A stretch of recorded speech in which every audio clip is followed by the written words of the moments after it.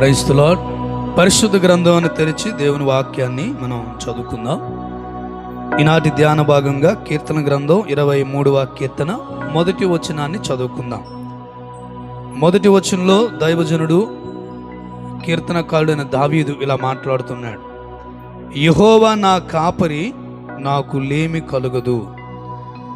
మనం చదివిన ఈ లేఖన భాగాన్ని ప్రియా దేవుని బిడ్డలరా మనం గమనించినట్లయితే దావీదు తన జీవితంలో మాట్లాడుతుంటున్నాడు, యెహోవా నా కాపరి, నాకు లేము కలగదు అని. అంటే దేవుణ్ణి తనకు కాపరిగా కలిగి ఉన్నాడు కనుక తనకు లేమి కలగదు అనే సత్యాన్ని ఇక్కడ మాట్లాడుతూ ఉన్నాడు.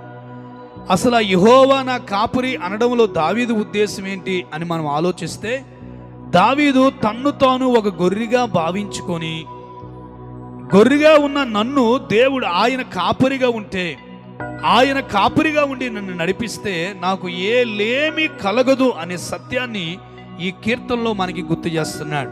బిడ్డలారా, కాపరికి ఉన్నటువంటి గొప్ప ఆధిక్యత దేవుని లేఖనాల్లో మనం ఒకసారి చూద్దాం.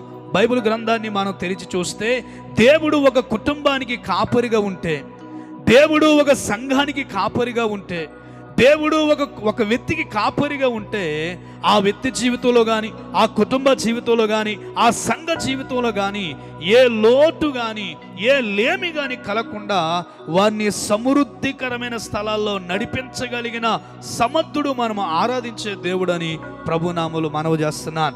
ఆయన నీకు కాపరిగా ఉన్నాడా?